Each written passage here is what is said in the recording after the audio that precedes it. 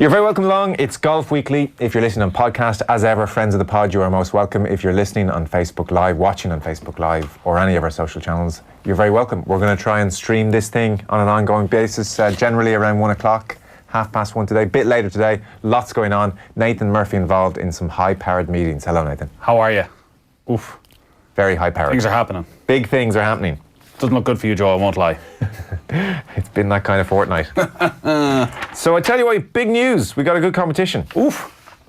Good competition. So as you know, we have a sponsor now, Nathan. I love them. I'm sure your bank balance is reflecting that. Yours not? Again, that's what these high-powered meetings are about. Yes. So Cala, Spain's largest golf resort, Irish owned as well by FBD Hotels and Resorts, has come on as sponsors. They have a 18-hole golf course resort in near Mijas in Spain. Mijas, love that place. We do. Europa, Asia and America are the three courses, and a 6-hole par 3 as well. State-of-the-art spa, 107-bedroom hotel. They have UEFA standard training pitches as well, which attract a host of top European sides each year, I'm told. It's recently the filming location for Harry's Heroes in 2019, when Harry Redknapp and the English legends took on the Germany legends. You know that? No, I didn't see it. There you go. Watch it. There you go. So, Nico Cranchar playing. Don't know. I'm sure they found a way of getting them in. Residency rules, surely, at this stage. Surely. So exciting news. We have a brilliant competition. Ooh. We didn't think it was right that we would yap on here about Cala and not let the listeners in on the good stuff.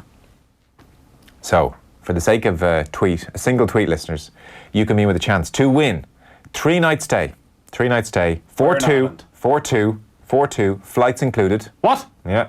3-night stay, 4-2, flights included, and 2 rounds of golf on your choice of those 3 courses in Cala, either the Europa, America or Asia course. And that's in Mijas, southern Spain, in 2020. All you have to do to win that prize is answer the following question. Couldn't be easier. Name the 4 men's major winners 2019. Oof. The way you enter is to go to either, both work, the Off The Ball Twitter page or the Golf Weekly OTB Twitter page, and reply. You'll see the question posed in a tweet. Reply to that tweet and be sure to include, this is very important, you will not be eligible if you don't include hashtag LaCala, LACALA 2020 in your reply. So basically we're going to run this over the next 4 weeks, and you can enter each week. You can enter once each week. You can't enter dozens of times each week. You can enter once each week. That will increase your chances of being picked at random. And just some random advice for people entering any competition. Sure. If you enter 100 times, you're never going to get picked. Yeah, just enter once each week. But you can enter each week. Each week is perfectly fine. Yeah, once a week. That's a great prize. Equally, if you just want to enter this week and don't enter the other 3 weeks, you're still in the mix. You're in the hat. It's a nice prize, isn't it? That's a great prize. Yeah. Sometime in 2020. Nice weekend, south of Spain. Yeah. 3 nights, flights for 2 rounds of golf. You pick the 2 courses you want to bring a play. mate. You don't have to. You can bring one of us. Really? The winner will be announced on the live Golf Weekly show. I really hope our listener Picks you. asks Joe to go. Oh, that week. Such a bad week for me. Really tough. Yeah. October 3rd is when we'll announce the winner. Okay. That is our business done. Good prize. That's good. It's a great prize. Yeah. Okay. Let's move things on. A few tweets before we get to Peter Lawrie. Kevin wants to know how much equipment doping goes on, does Peter think? I have seen pictures of equipment stripped back naked, looking incredible after pre-season. Are we calling it equipment doping, really? Are we? Equipment... You're not injecting anything into the equipment. Well, maybe you're injecting some sort of precious metal that is banned. They're just not adhering strictly to the specification rules. But I don't know if it's equipment doping. I don't know if we want to be talking about that. What are we calling it then? If we could come up with a catchy title now, this could be our legacy. Well, uncompliant equipment doesn't quite do it for me. I'll admit that. Equipment doping is catchier. It's definitely catchier. Club doping? Club doping. We'll ask Peter how much of it he thinks is going on, or if he knows, or how much interest players Has he ever club doped? You better ask him. These are the questions. You better ask him. Niall Sweeney, the Tour Championship final round took under 4 hours. The slow play issue was getting better. Why was it 2-ball, in fairness? Oh, exactly. Is Conditions it 2-ball? 2-ball conditions are perfect. Yeah, I don't know if it suddenly got better. Under 4 hours. What should a 2-ball take you around your local course? 3 hours, 45 minutes? Even 3.5 if you were both giving each other a few putts and zipping around, yeah. So maybe under 4 is okay for professionals. King of Wessex, apparently the next season of the PGA Tour has started. When does it really start? Like, when will the top players start? Wonders the King of Wessex. Well, we touched on this last week, I think, that we'll get excited about the Tournament of Champions. Wonder, will Rory go to Hawaii again? So you'll have a decent field there, but really, you're talking Torrey Pines right at the end of January. Yeah. I would suspect it's the first time you probably maybe get Tiger, Rory together.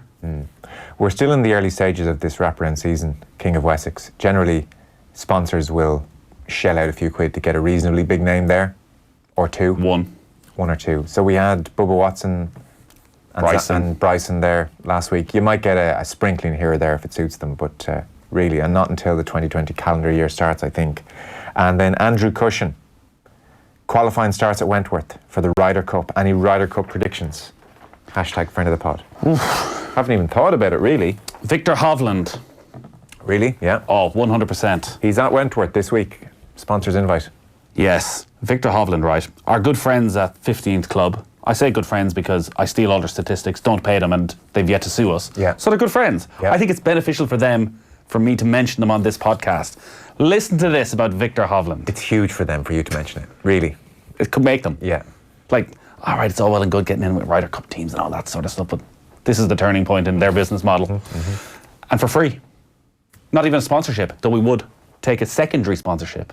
Like, now we could have two sponsors. We could be like the Champions League and have a whole list of sponsors. Anyways, something for off air just to consider. Another big meeting. Victor Hovland, right? So making his first start on the European Tour this week. Some of his statistics. So he couldn't really fit into the end of season stats in terms of strokes gained because he didn't play enough tournaments. But if he did, his averages in strokes gained off the tee, approach, tee to green, and total strokes gained would all have been in the top 5 on the PGA Tour last season. He would have led the tour in greens in regulation. 7 starts across all tours, hasn't finished outside the top 20. He's recorded 17 straight PGA Tour rounds in the 60s, the longest such streak since records began in 1983. Wow. I'm going to say he's good. Wow.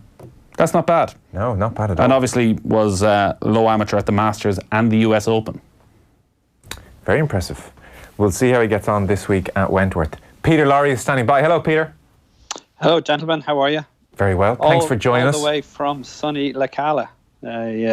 Just checking in with you guys, did up the sponsorship deal, and I'm sitting here in Cala enjoying myself. Looks like it. Looks nice and sunny. You're in your house. I'm in my house, that's right. Beautiful Apologies, Castle Knock. I couldn't be there. Yes. You're Castle Knock, are you? I am indeed. Not born and bred, no. Yeah. Moved over to the north side when I married my wife. So I had to move to the north side from a south sider. So are you going to give us the tour of the Peter Lawrie Gap? Have you any memorabilia up around the house? Have you a giant 6-foot poster of when you hold that putt to win the Spanish Open? No, nothing like that. Nothing like that. Are you not like Harrington? Have you got your Spanish Open trophy on the kitchen table? No, Spanish Open trophy is in Newlands Golf Club, where I grew up. I donated it to them. So it's sitting in there, a trophy cabinet there. Have you any painting or poster of yourself in your house? Be honest. My wife put up a few small photographs only recently along the hallway. No, I asked for a painting or a poster. Is there a painting of you in your house? There is no painting or poster of me in my house. We're going to follow up on that. We're going to follow up on that. I'll give you the tour, no problem. One of the tweets in was asking how much equipment doping is the phrase he used, but choose whatever phrase you want. How much equipment doping does Peter think is going on? I would have said very little, to be honest with you. Yeah. I know a lot of guys would be sort of searching for that fast driver out there, but in relation to that, that's probably about it. I can't see there's nothing else that can really, other than the driver is the main thing to get distance. There's no club out there that's going to put the ball in the hole with the putter or a wedge that's, non-conventional. Oh, sounds like a very stock answer, The club can't put the ball in the hole for you. You know me. I'll say it as it is. And would players be having conversations with club makers saying, is there an edge we can get? Is there a boundary we can push? There's a few manufacturers out there that I would have said that go to the very limit of what is regulations, and then others are very safe. So you would have seen a lot of the guys searching for a little bit of length, certainly going to those manufacturers who are on the limit of the rules. And isn't it correct that you can get a club fresh off the rack that is on the limit, and then through the course of playing, that changes certain specifications in the club, and it can cross a line weirdly just through some kind of wear and tear? Very possibly, yes. You could get a golf club that has a slight crack in it, that has created like a trampoline effect for you. But in general, I don't think it's something that is major on tour. Yeah. So it's very, very in the minute scale of things. So Wentworth, we'll get on to various aspects of this. You would have played Wentworth many a year. I'm sure I was there about 5-6 years ago and just was blown away by the place. It's kind of fantastic. This was one of the better weeks on tour, I would presume. Oh, one of my favourite weeks of the year. Golf course that you have to shape the ball around. It always played quite hard and fast. And I actually started very well in an awful lot of PGA championships, and I only really finished it off well once. I finished fourth there a couple of years ago I think Luke Donald won it in the end. But yeah, fantastic golf course. What makes it good? Besides, so you have to shape it for sure, and it's beautiful to look at. Why didn't you manage to finish it off? Does it catch you? Like, is it tough? Is it regarded as tough? Oh, it's one of the toughest that you'll play. The finishing holes are exceptionally difficult.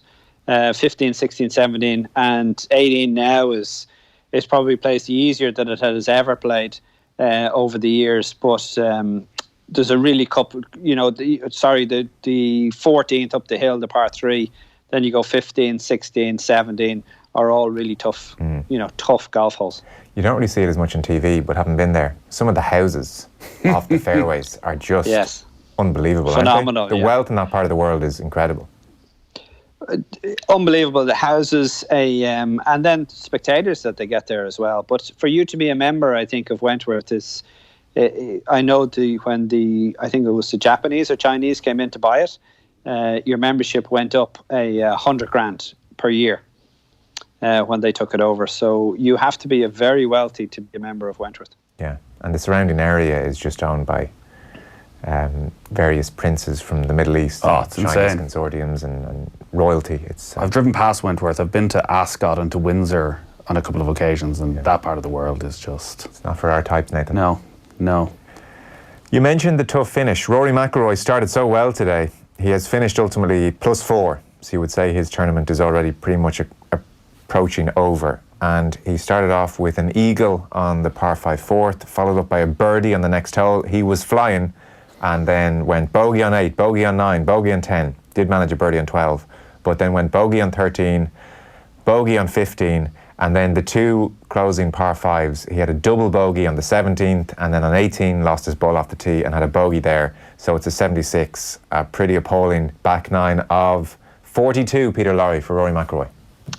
You just can't play the back 9 of Wentworth if you draw the ball. You have to put it in play, and you have to hit it up. Where he made bogeys, you have to hit it up the right side of the fairway. 17 in particular, where he made double, you have to keep it from the out of bounds on the left hand side. And then 18, it's a kind of a new tee shot now. And 18, if you take driver out, you have to sort of be very careful not to lose it right in the trees. So look, it's a tough finish, as I said, and if you're not hitting the ball well off the tee, you're going to have big numbers there. So you're saying there you can't play the back 9 if you're drawing the ball, but McIlroy's proven time and time again he can play the back 9 at Wentworth. He won this in 2014, came from 7 shots back to win it in the final round. He was runner-up a year ago. Generally, it seems he does have the way around this course. I know it's a very different time of year. From what you've seen, is the course playing very differently because it's in September compared to its usual May slot? The only difference will be the greens. They won't get that kind of bobbly sensation out of them that they normally do earlier on in the year. So you should see the greens being a whole lot truer now this time of year. But the weather's been fantastic, so really, there should be no difference whatsoever between May to September. Shane Lowry, by the way, is finished in level par. He was playing with McIlroy, so he was there first hand to watch that. And McIlroy said, by the way, in the build-up this week, that he will play in next year's Irish Open. after missing the tournament last year. The Irish Open is always going to be not just a possibility, but I felt that my best preparation for the Open this year was to play the Scottish and not play the one before. Obviously, in hindsight, I probably should have played at Lahinch. This is what he said yesterday. But you live and learn. You make these decisions. You've got to live with them. Yeah, I'll be playing the Irish Open next year. I most likely won't play Abu Dhabi or Dubai. I'm going to take basically all of December and most of January off, start in the States, probably give myself that time to sort of rest and reset and then go again. So I think going forward, you're going to see more of the top guys doing that. So he said, I said I wouldn't miss the Irish Open 2 years in a row, so people can expect to see me there, no matter when or where it's scheduled. And then he said it wouldn't be ideal for it to clash with the WGC. And that seems to be the issue, obviously, for the Irish Open next year. It does, at the moment, clash with the WGC FedEx Invitational. So now there is talk of moving the Irish Open back to May. And everybody's talking about Mount Juliet. Even last night I was hearing whispers Mount Juliet. I presume you're hearing those whispers, Peter? I certainly heard there's a big discussion going on between Mount Juliet and the European Tour. I think they're down to a contract stage at this moment in time. So if you're a local, start renting your house out. And is that for that May slot? I haven't heard a date. Because the other possibility was that they would have it at this time of the year, just before Wentworth. And actually, I don't think that is the worst idea, because Wentworth, while it's this huge tournament and we're very much entering in a European Tour time of the season, it feels as though there was no great momentum building up to it. Whereas if you had an Irish Open and you had a lot of big name players, maybe you'd have a proper European Tour swing in September when the weather is still decent. Like, it's incredible how we flipped on the Irish Open, that for so long it was felt as though this slot just before the Open Championship was the mecca for the Irish Open. And in many ways it has worked, but it hasn't brought the American players, I think, that they had hoped, that link swing. And going back to May, like, the problem with May is that often in Ireland it's bloody freezing. Yeah. I'm very torn on it, May or September. It feels like the air goes out of the golfing season a bit after the last major. Like, whoever wins or whoever shows good form, it doesn't feel as important or noteworthy, because frankly the next major isn't until April. What about you, Peter? May or September? What puts the most juice in the Irish Open? I think they have either two choices. The week before the Open, I think if they could get it from the Scottish Open, I would go for that. They can't get that. It's going to have to be 2 weeks. Well, I don't know. I don't agree with it. They can't get it, to be totally honest with you. Well, they clearly can't, though, because if they could, they would. Not necessarily. Well, it all depends if they're going to outbid the Scottish. You know? Or Aberdeen, Nassett, they're massive sponsors, though, aren't they? And they've got a few marquee names, and they're fairly well ensconced. I'd agree, but I would say, never say never. Okay. But September is a good month. Weather-wise, over the last few years, we've had very good weather in September. So, it would be very nice to play it in September. But there again, we're going to be moving away from a links style, or what we should be, sending out there to the tourists and to the Americans and whoever else. Ireland it's all about our links golf courses. And it would be lovely for the European Tour to play in the links before the Open. Yeah, it's hard to disagree. I can't say Mount Juliet's lovely, obviously. But can I make one point there, though? Just you were talking about McIlroy. He did say he was going to play in the Olympics and didn't. So I wouldn't be putting too much money on him playing in the Irish Open. Really? That's my point of view. I once again feel this week that you can't get enough of Rory McIlroy in press conferences. He probably does too many press conferences, but there's always something interesting. And like even look, it is a golf podcast, so you can get into the sort of technicalities of rules around the European Tour. McIlroy as an exception, how there's one rule for one and one rule for others. So he was talking about this year and not playing in Lahinch. I had to laugh there again. Like, if there's a Rory McIlroy motto, it's... Give me the quote. He said... I know exactly the one you're looking for, because I read it and was like, that's the one I've seen every kind of 6 months after something blows up. Live and learn. He said, live and learn is the Rory McIlroy motto. Obviously, in hindsight, that's the other one. I probably should have played Lahinch, but you live and learn. Live and learn. You make that is Rory McIlroy. These decisions, you've got to live with them. So, we said at the time, don't be surprised if 6 months later McIlroy's coming out going, maybe I should have just played Lahinch, and sure enough. But he was talking about sort of the European Tour rules. So he's taken on membership of the European Tour again, said his wife Erica changed his mind. It's interesting, he sort of hinted at a lot of the rumours around why McIlroy stepped away from the Irish Open and the issues that were there with the European Tour. He said, what are you trying to do? What sort of point are you trying to prove? So he met with Keith Pelly, and the rule is that you have to play 2 extra events if you don't play your home Open. So Pelly and I sat down, I said, Keith, I can't possibly do that. McIlroy said Pelly countered with a proposal that would allow the 30-year-old to play 3 of the circuit's Rolex Series events instead. I said done, 100% done. Once we had that conversation, it was totally fine. Yeah. So actually, there's no real rule that you have to play 2 extra events. If you just go, well, I'm not going to do that. So not only you're not going to have me for the Irish Open, you're not going to have me for any of these championships. They'll slightly bend the rules for their biggest star. It's fair enough, It's okay. Well, from McIlroy's point of view, it's absolutely, I'm sure, for your run-of-the-mill European Tour player, it's absolutely infuriating. But don't you just have to accept the reality in life and in sport that there are just different statures of people, different statures in 100%. every profession, and it's a pragmatic decision from the European Tour. I think it's a good decision.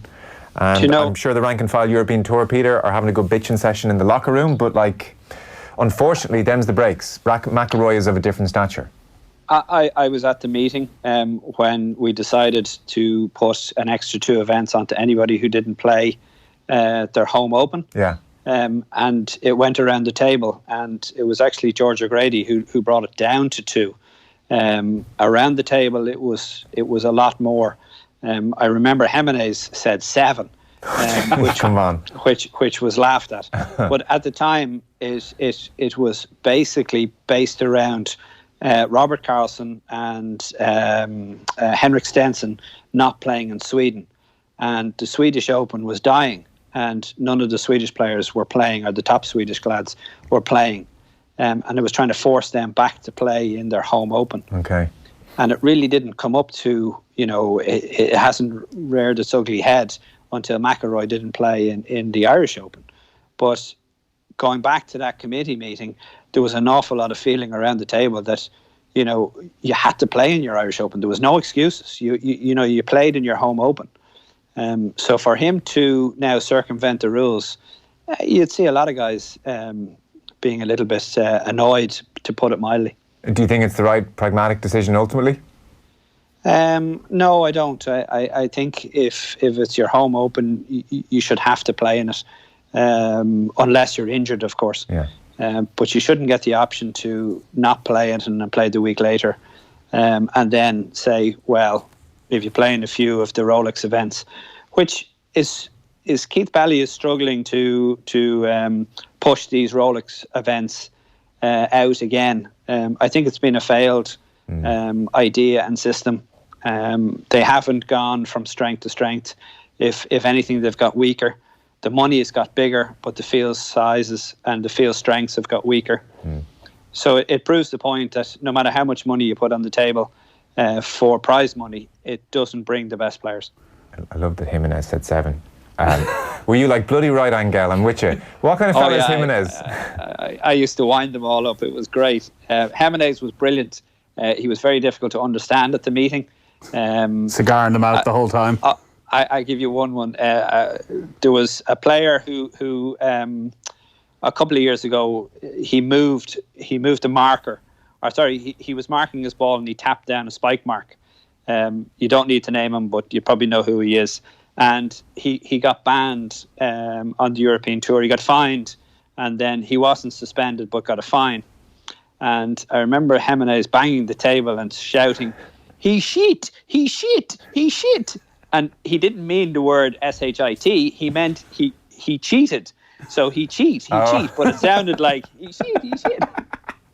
So that was Jimenez. He was all for the European Tour. He was all for everything being correct, and forcing the players to do pretty much what he did was to support the Tour. And if you didn't support the Tour, then you weren't in his good books. It seems like the Ryder Cup captaincy might just pass him by. Is it his English? Is it something else? I think it was a disgrace that he didn't get it. It was one of those things that he should have got. He should have been more pushy for it. But in the end, they gave the excuse that it was his English. My point to that was, it's the European Tour. Why does he need to speak English? He can have an interpreter, and possibly he would have been better off with an interpreter, because even when he speaks Spanish, the Spanish lads said with his accent, he's quite difficult to understand anyway. Nobody understands him. Well, other than himself, of course. But was it politics, or why wouldn't he have got it then? So I accept he wasn't pushy enough, but it was pure politics. Absolutely. And it's just disappointing for the career that he's had. He didn't get the Ryder Cup captaincy. Rather bizarre situation. Don't know if I mentioned this to you. On the final day of the Open Championship up in Portrush, involving Miguel Angel Jimenez. So it's midday. It's about an hour before the leaders tee off. Shane Lowry is just walking to the driving range. So he steps up. Brooks Koepka is there. Jordan Spieth is there. It's a beautiful place to be, just sitting watching them all interact and hit their shots. And right there in the middle, standing 2 feet away from Shane Lowry, is Miguel Angel Jimenez, not hitting balls, putting balls on a tee for who I can only assume is his son, who is smacking balls. Jimenez has got the cigar. Jimenez would then take the club off him. He'd hit 3 or 4 balls, hand it back to the son again. He'd spend 20 minutes hitting balls, literally 2 bays down from where Shane Lowry is, preparing to go out in the final round. At first I was thinking, because when I saw him first I was going, geez, I didn't realise Jimenez was some way in contention. Yeah. 4 over par, missed the cut. I can only assume he was maybe preparing for the Senior Open, which is on the next week. But to go out, literally, as the leaders are on the tee box, and anyone who was up in Portrush will know, this was a bloody big driving range. Could have gone right over to the corner where no one would see you. No, stood right in the middle of all the leaders. And I'm fairly sure it was his son. He's just there hitting balls like he's out in Spowell. Does that sound like Jimenez to you, Peter? It does indeed, yeah.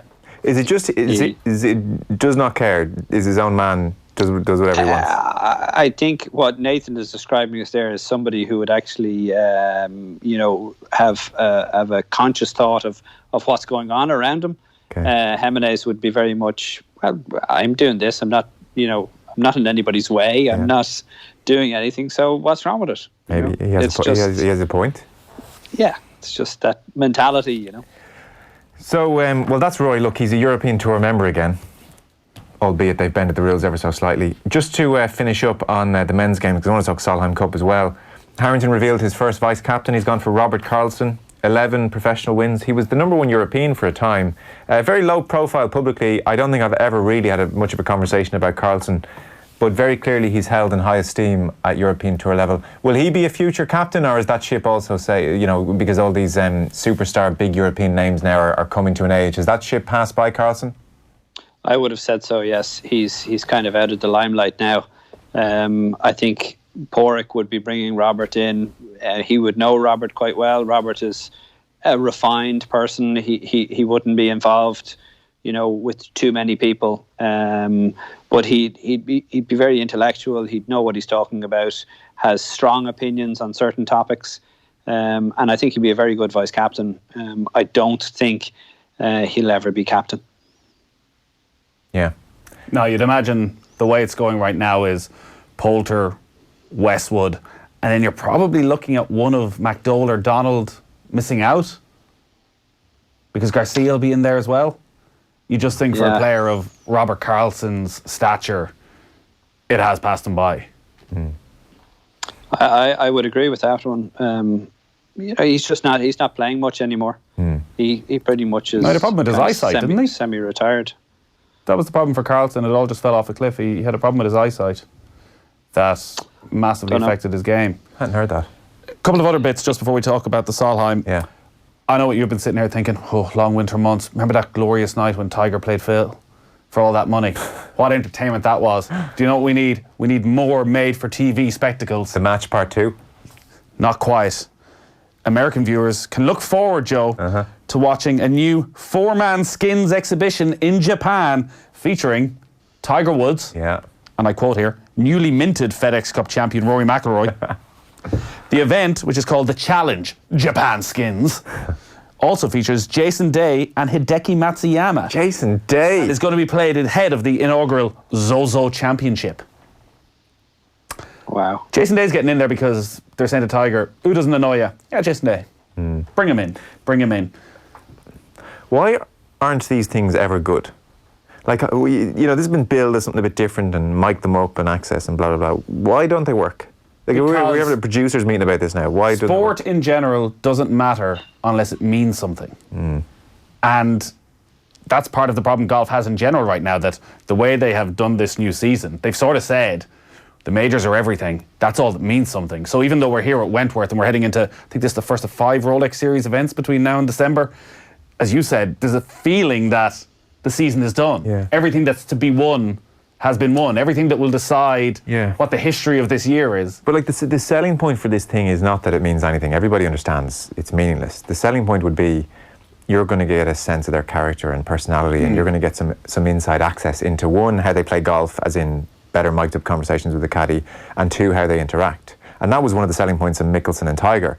And I almost thought, remember watching that, I was out. I distinctly remember you and Fiona were watching it, and I remember I was got to get home and see what this is like, and press and play, and watching the first tee, and they're walking up the first fairway, and I thought, right, here we go. They're going to start telling, they've at least done some semblance of, we should talk about that Ryder Cup at some stage, and on that, we should have these 5 or 6 things. Let's talk about them. But it's the most awkward walking up the fairway, and all they said about 18 times to each other with long gaps in between was, man, Samuel L. Jackson back there, he's really cool, isn't he? He's cool. Yeah, wow. So cool. His kids are there. Like, we're not cool dads. No. He's a cool dad. Yeah, no, he's so cool. Yeah. So cool, isn't he? Yeah. He is. And so, I don't know, can producers get in there and say, like, the point of this is, we're going to listen to you guys talk and get something. Phil, if you said to Tiger, wow, can you imagine we're doing this? Remember like 15 years ago? When we hated each other. When we hated each other, like. Is it true in your book your mom calls me Fat Phil? That kind of stuff.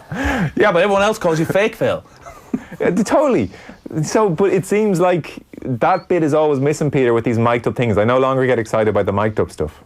No, they're terrible, to be honest with you. What would work far better is to go back to both of you. I'm going to show my age here now. Is remember Peter Allis did a round with Alice, where he played a couple of holes with different celebrities and actually got something out of them. I think that's lacking. I think somebody should go out there and do a mini TV series where they can actually get the pros out and hit a few shots and actually ask them some questions that people want to hear, rather than Phil or Tiger or Jason Day or Hideki Matsuyama. Like, what are we going to get from him around a golf tournament? Well, I asked him once if he liked Ireland, and he said yeah. So yeah, well, there you go. You turned into Ryan Tuberty for 5 minutes, did you? Yeah, so it's a great idea, Peter. If look, only there was a former professional golfer with an interest in the media and all these contacts who could just make better use of them. Yeah, I just got to use some of you guys' sponsorship, and I might be okay. We could record it in Cala. Cala, Keely. Yeah, in the sunshine. So, well, I'm excited for that, Nathan. That's great. That's going to be on American TV. Is that pay-per-view? Surely not. Do you think Shane Lowry enjoyed the posters for his 3-ball, which had Shane Lowry very much front and centre, and Rory McIlroy as the guy on the side? I'd say like that, yeah. I'd say that was noted by the McIlroy people. By the way, you know when McIlroy when he always says, I made a mistake? I get the point you're making. But I also think there is something admirable about someone who does absolutely hold their hands up and say, yeah, I probably got that wrong. Now, I just find it strange that, not that he hasn't learned his lesson, but that he goes so bullheaded into things. And yes, absolutely, I am doing this, and no way will I regret it. This is the best thing for my career. And then 6 months later, maybe you're probably right. Yeah, I know. But he never learns. Well, it's always different issues, is the thing. Like, he does learn. In fairness to him. But I like that he comes out and says, yeah, could have got that wrong, because there's nothing worse than an arrogance to say, well, I was never wrong. Oh, no, there is. And like the one thing with Rory, and again, we're looking at it from one side of the fence and you don't want to be, listen, Rory, the best thing for you to do is just keep the head down between now and the Masters, not do a single press conference. Tell Nike, listen, when I win the Grand Slam, you can have me for 3 days and everything's fine, but I'm literally not doing one press event. Yeah. So he was asked the question, which we were debating, of would you swap your season for Brooks Koepka's season? And he said, no. Come on. He said, the only person's season I would swap. Shane Lowry's. No. Hang on. Not Shane Lowry's. Oh, I know who. Tiger Woods. Yes. So again, you're back to the Masters. Right. But I thought Portrush meant so much to you. Would you not say Lowry and Tiger? But no, it's just Tiger, which means all I'm thinking about is the Masters. Yeah. But again, look, he's interesting. There's no one else's press conference we've even dared mention here. Like, interesting. Literally every single week. Yeah. We get a full... I'd say if you go back to our podcast, it's Rory Plays. There's definitely a podcast. Oh, definitely. So, that's the situation in the men's at the moment. Matt Wallace has made a good start, as has Stenson and John Rahm and Fleetwood, so we'll keep an eye on that. There is the Sanderson Open this evening, the Sanderson Farms Championship, in Mississippi, Jackson, Mississippi. Joaquin Niemann, who won last week, I was watching, it wasn't, I mean, look, it was terrible, but it wasn't bad. So, fair play to him, he won and won really well last week. He's in as the favourite for the Sanderson Farms Championship. Branson Eddeker, Lucas Glover's there. Corey Connors is there, Nathan. I know you're a big Corey Connors Lucas Glover's fan. third favourite. Fourth favourite. Oh my God. Sung Jae Im is third. Scotty Scheffler is playing, of course. JT Poston. Oh yeah, JT. My boy. Solheim Cup. 14.5 points to 13.5 points. Suzanne Pedersen. Oh. Ay caramba. This was unbelievably impressive finish from Pedersen. Bronte Law and Pedersen. It was there were echoes of Killeen Castle 2011, where the Europeans had to win the last 3 matches in the singles, and Bronte Law got her bit of business done brilliantly, and then it all came down to Pedersen against Marina Alex, and if Alex had birdied the last, then it would have rendered Pedersen's putt irrelevant. However, she didn't, and Pedersen had to step up. She spun a ball in kind of 20 feet ahead of the pin and came back and beneath the pin, had about 8 feet if you didn't see it. Incredible drama. The whole thing coming down to this one putt. Obviously the Europeans starved of success in this competition. And Pedersen, 38 years of age, hasn't basically played in 2 years, stepped up and rolled in the putt brilliantly and pretty much announced her retirement straight away afterwards. This is the perfect end to my career. Peter, you've stood over those kind of putts. The pressure... They are not easy. Like, it was an incredible finale, and she's kind of enshrined herself into legendary status now. Absolutely. And look, it wasn't it great that she actually didn't realise what it was for at the time. She knew her match was very important, but I don't think she realised that it was for the actual Solheim Cup. But she played the 18th perfectly, hit it past the hole, spun it back. Her opposition hit it past the hole, didn't come back, left a very difficult putt. That 18th green in Glen Eagles was treacherous. But wasn't it brilliant that she could come back after 2 years, play to the standard that's there, win, retire, and she'd be known forever as the girl who won the Solheim Cup. Like, you just don't get that. It's a fairy tale. Yeah. The tournament as a whole... One thing about the Solheim Cup, and it's amazing when you talk to people that are coming into the driving range, and I'm not trying to plug the driving range at all, but when they're coming in and you're talking about what's happening on the telly and what's happening on the golf, an awful lot of the men who come into the driving range were amazed at the Solheim Cup, that it's probably their first experience of the year of watching ladies golf, and they were describing it that they could relate to golf that the ladies play much better than they can relate to the men's game. And they could learn so much more from the ladies, the way they swing the club and the way their course management, etc., on the golf course. So it was nice to note that the ladies were actually getting that little bit of coverage which they don't get from week to week. And actually, here's guys who wouldn't normally watch ladies golf were enthralled in this Solheim Cup and could actually learn something from it too. 100%. I'm genuinely getting to the point where I prefer watching ladies golf to men's. No exaggeration. I know the characters in men's much better, and I'm more into who wins the majors in the men's, but actually that Solheim Cup, I tried to watch as much of it as possible. It's far more relatable. The game is now not just a bombing contest. There's some horror show mistakes thrown in as well. Like, I mean, there were 8 of the world's top 10 missing. These were not the absolute elite of the game. I've no problem with that because golf's a difficult sport. I thought it was just great. The one thing was how slow it was. That's been criticised. They were on course for 6-hour rounds, and they don't always finish the rounds. But if they had all finished, I think the average would have been close to 6 hours. Yeah, like ladies golf has a couple of huge problems, and we shouldn't be talking negatively about it, considering it's just provided what in many ways will be one of the sporting moments of the year in terms of sheer drama. One of the main problems is slow play, that when you do sit down, and the main ladies events you'd find yourself watching are probably the majors, and boy do they drag on. That again, you're looking at like 3 hours for the back nine of a major championship, which particularly in this part of the world means you're dragging on well past midnight. But the other problem, I think, particularly in this part of the world, and we touched on it with Stephanie Meadow last week, is the lack of a real European tour means that there's very few people, if anybody, watching ladies golf in this part of the world, because the only option you have to watch it is the American coverage, and that's always going up against the men's coverage, which means Sky are generally always showing the men's event. It's never on. And they'll probably show an hour and a half afterwards at 1 a.m. But that's it. So there's no real chance for, as is part of the campaigns of see it, be it, of people looking on and going, wow, this is brilliant. I want to go and play. I know, I think it's simply not an opportunity. I think it'd be great if Sky showed better highlights even. If they don't want to put it on instead of PGA Tour, I get that. But, like Suzanne Pedersen, it's funny you compare it to Killeen Castle. I always remember working down at Killeen Castle and covering that Solheim Cup, and we were doing a special show, and we finished at 5 to 6, and I think my last words were, USA are on the verge of lifting the Solheim Cup. And we came back straight after the news for a bulletin, I think about 4 minutes later, and was Europe have just won the Solheim Cup. It swung that quickly, and it was the exact same. We were sitting here on Sunday, and you're looking at it going, they need to win the final 2 matches. They're both all square. And for it to come down, like first time since Keogh Island, 1991, Bernard Langer, that either the Solheim Cup or the Ryder Cup has been won by a putt on the 18th. And for it to be Suzanne Pedersen, who's probably had more history in a million different ways with the Solheim Cup than anybody else, I wonder, can she be tempted back? Because once the buzz goes, and like she had spoken to some good interviews out there with her of her time on maternity leave and her obsession with golf pre having a child, how she'd literally be waking up in the middle of the night practicing her swing, something had come to her in a dream or in her head, and she'd be straight out of bed and thinking she's found the secret.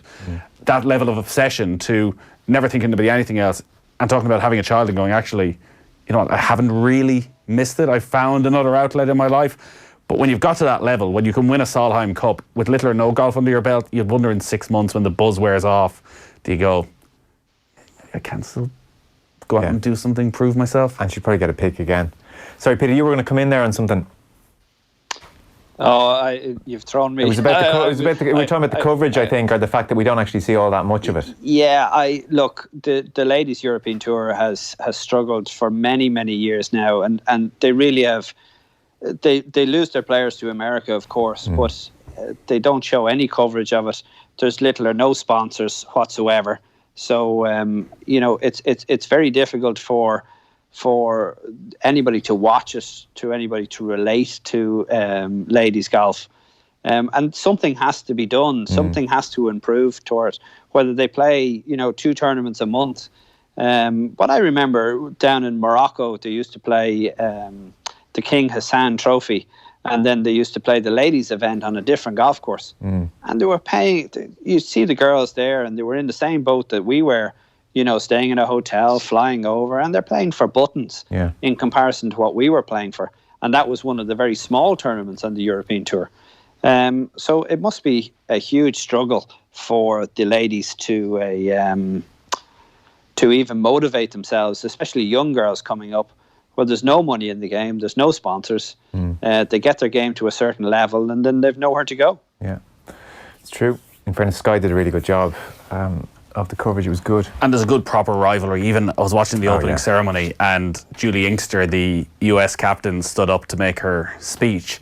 And it was all very much about the growth of women's sport and what a summer it has been for women's sport. And you were expecting her to go through the various different events, but it was all just American. So it was World Cup first out, and I thought, oh yeah, that's obviously the biggest female sporting event of the summer. That's fine to mention. I think she mentioned 6 of them, all of which were Americans winning. And by the end of it, you could tell all the Europeans were, so you're not so much for ladies sport, you're for Americans winning. That's great. My favourite moment of the whole thing is when someone shouts 4 at Lexi Thompson's ball. Oh, she just magic. gives... Lexi Thompson's... I love watching Lexi Thompson golf because there's a kind of... certainly the Solheim, there was a grumpiness about her. And she was struggling with her game as well. She was blocking everything right all the time. But she turned to him with just the most withering look and was saying, Jesus, it's not that bad. My favourite moment, guys, and this epitomises golf, I think, is when Suzanne Pedersen hold the putt. There was no fist punch. There was no aggression. She turned around to her playing partner and gave her playing partner that you know, a hug. And that's what golf is all about. It gets rid of the polter, you know, footballisms, which I hate. I have to admit, I'm probably one of the few people who hate it. But it's just pure. Do you not enjoy the sportsmanship? Do you not enjoy the middle-aged golfers beating their chest as if they're about to get into a fight and looking intimidating and everything? No, it's just hilarious, isn't it? Really, it really is. Listen, we got to go. Thanks so much for checking in from your mansion in Castleknock. Okay, I wish. Apologies for not being there. Not at all. You're very good, and best to everyone at the Peter Lawrie Academy at Spawell. No, Spawell Golf Academy. No, Peter Lawrie Golf Academy. Thanks. Cheers. Bye-bye. By the way, before we go, Shane Lowry did a pretty good interview with John Huggan. Oh, yeah? Golf Digest, worth checking out, just about winning the Open, memories of the whole thing. Did he enjoy it? He had a good time. He's like, I didn't drink that much. You know, it looked like I was just in a session the whole time. I was very, very kind of determined to take it all in. So it wasn't like I was out of my brain or anything. Interestingly, Huggan goes, anything surprise you about the trophy?